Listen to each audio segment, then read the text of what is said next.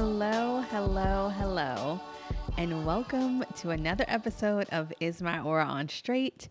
I am your host, Aycee Brown. I am your psychic channel and your spiritual guide, and I want to thank you so much for tuning in and listening to another episode of Is My Aura on Straight?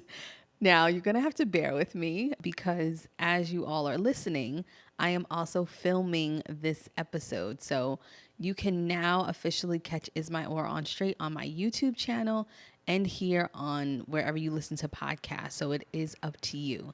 So here I am.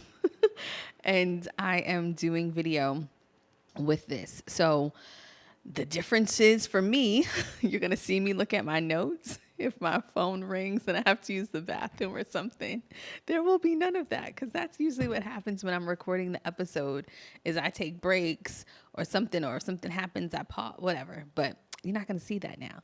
And for those listening, it's going to be a different listening experience. So today we are talking about the Saturn and Neptune opposition that happens on September 14th. And this is really important. And I wanted to talk about this before because, first of all, let me just preface and say that Leo season is trash.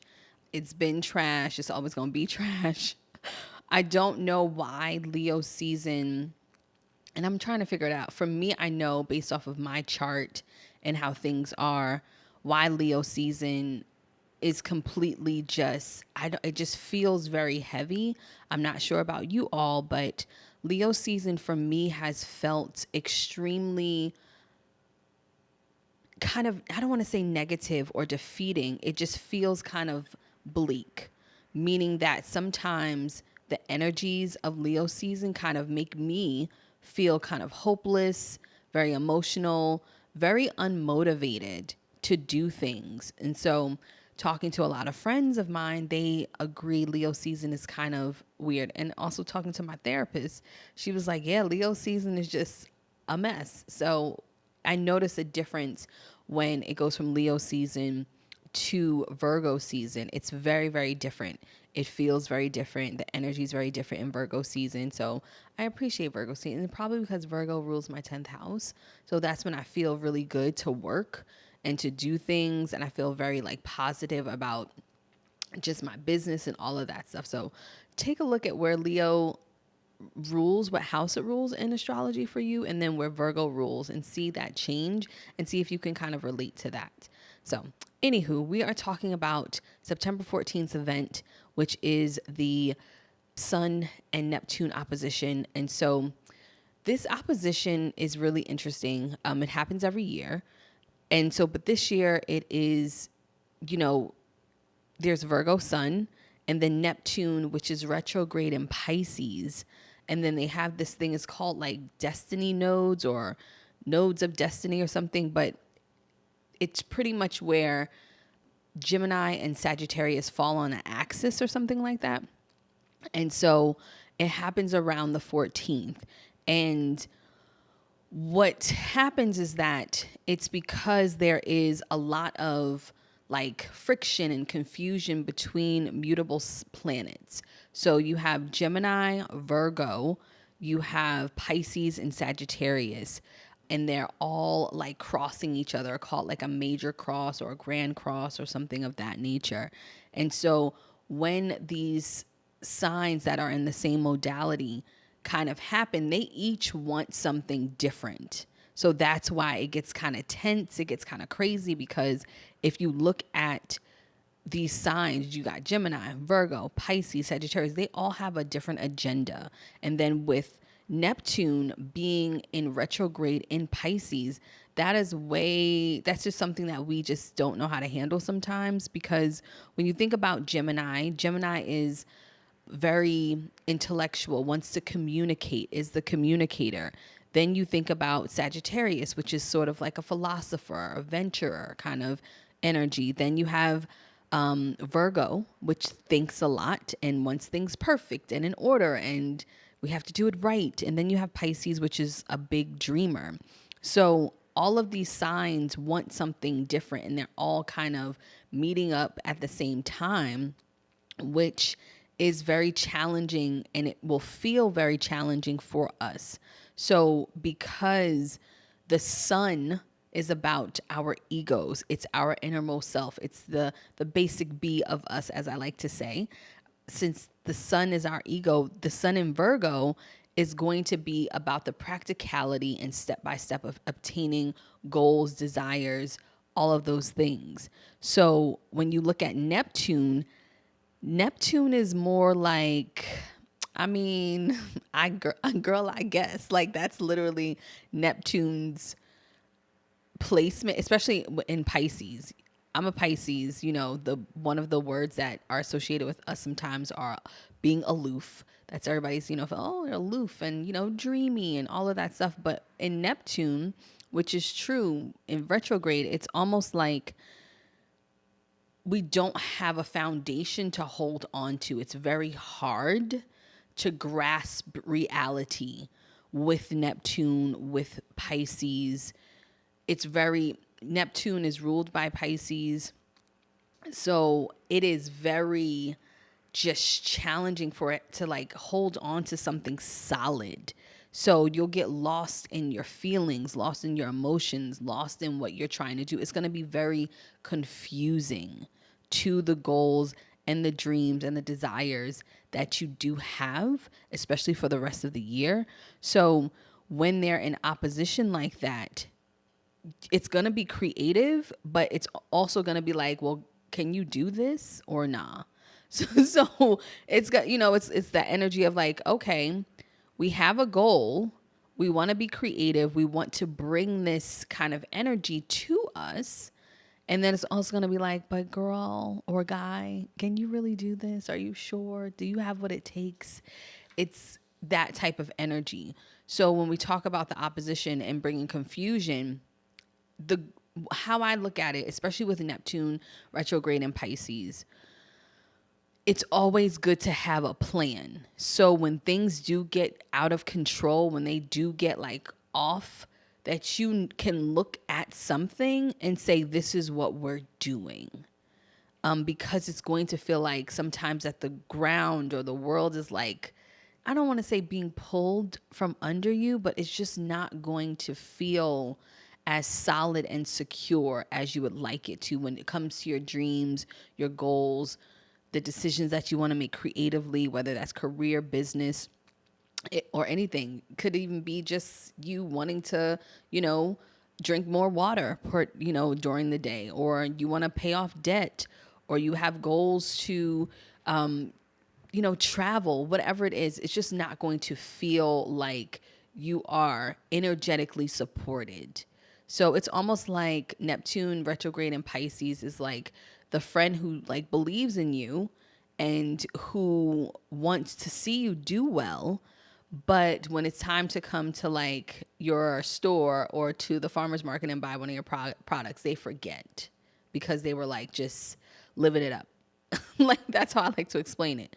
So with this opposition getting closer to the 14th, on the 14th, and of course a little bit after, the goal is for you to make sure that you are being someone who has a little bit of solid ground. So when we talk about these destiny nodes or nodes of destiny, which are in the Gemini and Sagittarius, you want to think about how fear might be holding you back. Fear might be stopping you from doing things, because you have Mars and Neptune kind of opposing each other with that Gemini and Sagittarius. So, you want to make sure that these energies don't, well, let me put it this way. They're going to create confusion. You just want to make sure that you don't lose it, that you don't go off the deep end, that you are not like, what am I supposed to do, that you're not feeling really bleak about your situation. So that's what's happening with this opposition on the 14th, which is really important. Another thing that I want to talk about is how each aura type can maximize this lovely opposition. And so how each aura type can maximize this opposition is very, very simple. Is they can truly, you're going to have a little bit more faith this month. Just a tiny bit. Just a little tiny bit of tiny bit more faith this month. Just a tiny bit more faith. So let's talk about generators with this opposition. So for generators, it's going to be really important for you all to make sure that you are being, focus, that you have your goals set, that you know what you want, that you have a plan, that you're activating the plan, that you're responding to things, to people, to situations, that you're not letting this time kind of pass by where you feel like, I don't know what's next. Don't worry about what's next, generators. Focus on what's next on your agenda, what's next on your plan, what's next with what you're doing. That's more important for you. It's more important for you because it just is. It's just more important. So that's what I want you to do, is make sure you focus on staying steady and being steady in the race and steady in the environment that you are, that's happening for you, if that makes sense. So no all over the place, no thinking like, oh, I don't know what's happening, I don't know what's going on, I'm just living it up. No, I need you to be focused, steady, and really confident in your plan. Okay. For manifesting generators, the same rule applies, except for what's going to trip you up during this time, honestly, is which thing to focus on. Now, you might be saying like, oh, I always have that problem. Like, oh, what should I focus on? When should I focus on, all of that stuff. But I want you to really think about where you're going to put your focus, where you're going to put your energy, because I know that you have a plan as a manifesting generator, but I need you to really kind of know where that focus is going. Because if you had plans to do it a certain way, no, it's just not going to work like that. You're going to have to say, I'm going to work on that part of my business or part of my career or part of my health, whatever, not juggling things, because that's going to mess you up this time, in this time frame. For my projectors, very, very simple. Focus on what type of invitations you would like to attract, and then just work towards that. So just say, I want this type of invitation, period. That's it. That's the type of invitation I want. And then just focus on how you're going to attract that. Very simple. For my manifestors, I would say it's time for you to speak up when other people bring you confusion. Okay? When other people bring you confusion, it's time for you to speak up. It's time for you to say, nope, this is not what I'm doing. I need to be heard, etc. For my reflectors, whatever it is that you've been thinking about for the last month or two, it's time to like kind of set the tone for you moving forward with that. It's very simple for you all. So overall, like I said, the Sun and Neptune opposition is going to bring confusion. It's going to bring chaos, but not in the way that your world will be crashing down, just that your goals and your aspirations, your dreams, your desires are going to feel like they are slipping away from you if you're not focused in some way. So that's what's happening. Coming up, I will be doing much more of these. Of course, the podcast is now on YouTube. Yay. And you'll also be able to listen to it as well. But I'll be doing a lot more episodes and all of that stuff. So you all can get all of this and get all of the astro, spiritual, metaphysical tea. So thank you all for listening and tuning in. Make sure you have a great day filled with good vibes and great energy. And remember, don't let anybody fuck with you. And right now, I have my Psychic Essentials program live. Um, and the Psychic Essentials is an amazing program. It's a course, and then we're doing a live psychic development training on September 19th. And it's going to be hands on. It's going to be probably like almost 2.5 hours, 3 hours, I don't know.